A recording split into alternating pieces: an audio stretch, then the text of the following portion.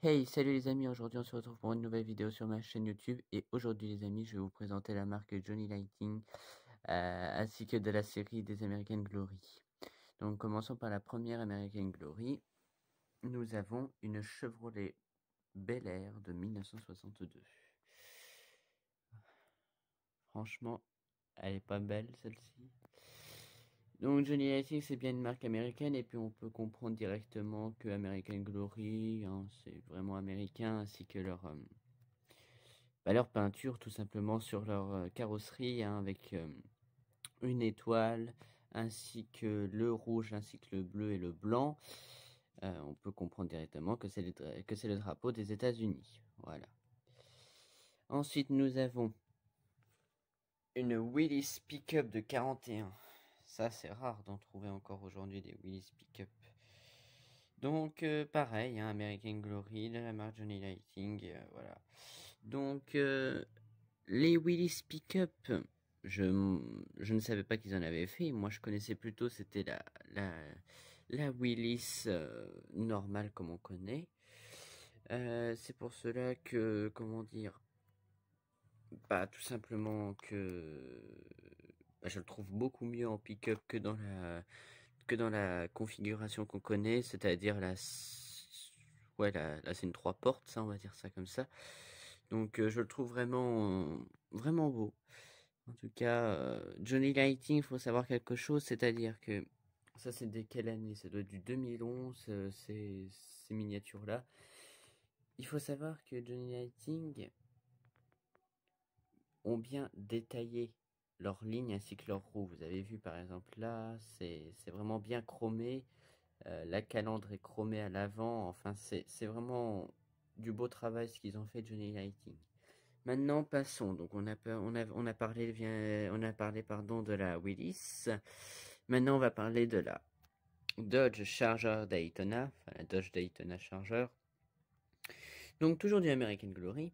Mais il faut savoir que cette voiture a été vendue avec un sorte de... Ouais, c'est un badge magnétique, on va dire ça comme ça, USA.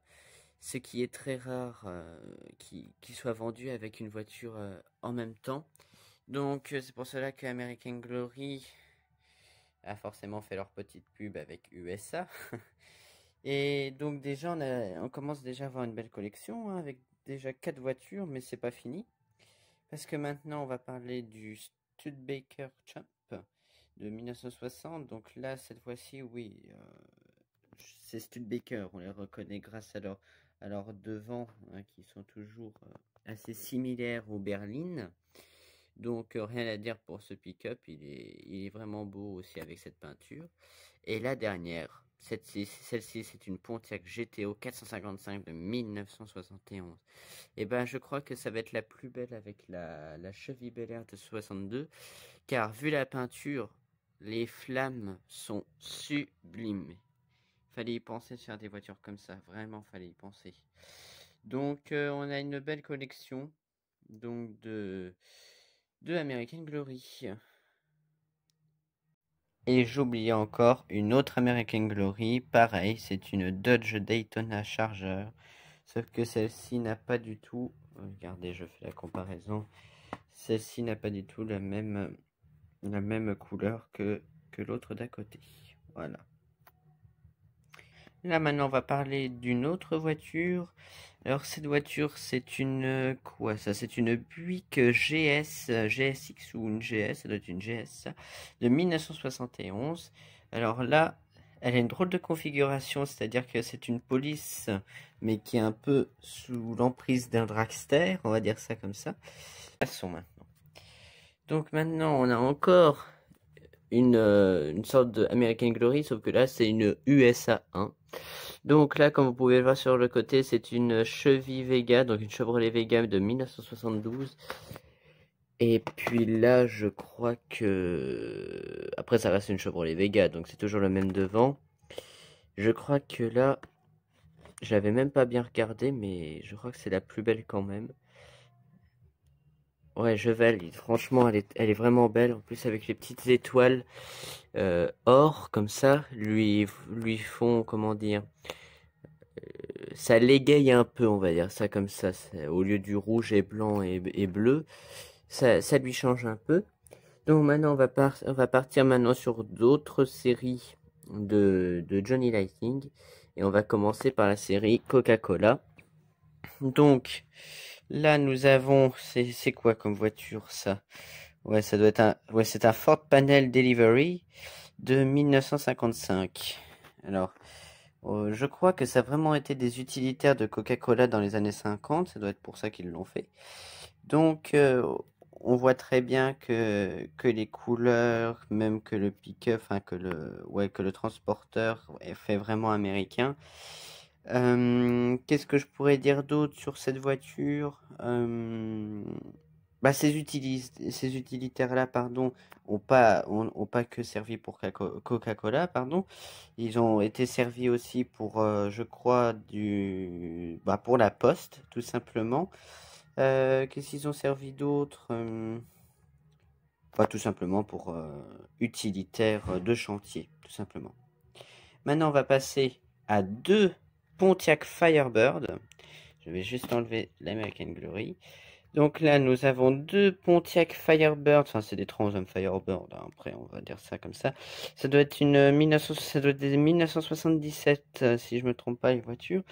Donc là, eh ben, on peut dire qu'ils ont respecté l'échelle. Car la Pontiac Firebird n'est pas grande de longueur, mais ils l'ont vraiment respecté à l'échelle. Oui, c'est ça, tout à fait. Ils l'ont bien respecté. Donc, c'est une quelle année? Ah non, c'est une 78. Voilà, je me suis trompé. C'est pas une 77, c'est une 78. Enfin, elles se ressemblent tellement. Donc, voici pour les deux Johnny Lighting. Maintenant, on va passer à une autre Pontiac cette fois-ci, mais là, c'est une Pontiac Catalina de 61. Donc là, ben, je suis un peu déçu, je vais vous le dire. Je suis un peu déçu de la couleur qui est de la... Enfin, comment dire? Oui, je suis vraiment déçu de la couleur de la voiture qui aussi ne se marie pas du tout avec le pare-choc avant qui est de couleur gris. Mais je l'ai testé parce que la boîte était déjà ouverte.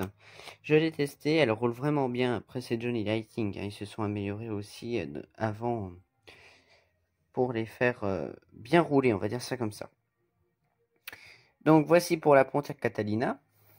Donc là, maintenant, on passe à la dernière Johnny Lighting. Donc c'est une Team Lighting. Donc c'est un hot rod tout simplement. Moi, je pourrais pas vous dire quel hot rod que c'est. Moi je connais pas d'autres rods dans les hot rods. C'est peut-être un Ford 32 de devant qui a été rallongé. J'en sais rien du tout. Je ne sais pas. Donc là, The Monster. Alors si je regarde de derrière. Donc ça devait être sûrement des... Oui, parce qu'il y a le Green Hornet. Ça devait être sûrement des films. Voilà, de personnages. Donc là, on a le Green Hornet en dessous avec le Green Hornet Black Booty. On a on dirait une Dodge Viper, oui, c'est une Crash Bandicoot, je connais pas du tout ça. Et The Trust Tug, Larry Finn, non, je connais pas non plus. Je connais que le Green Hornet, mais là, je suis tombé sur The Monster. Bah, franchement, je vais vous dire quelque chose.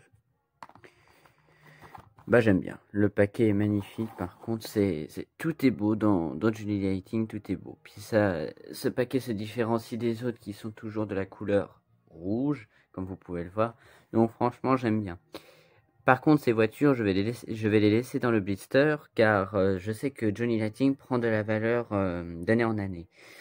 Donc, je vais préférer de les laisser dans leur blister et de les punaiser au mur, on va dire ça comme ça. Donc, voilà. Voilà pour les arrivages de Johnny Lighting. Bon visionnage à vous, et puis abonnez-vous, et salut les amis.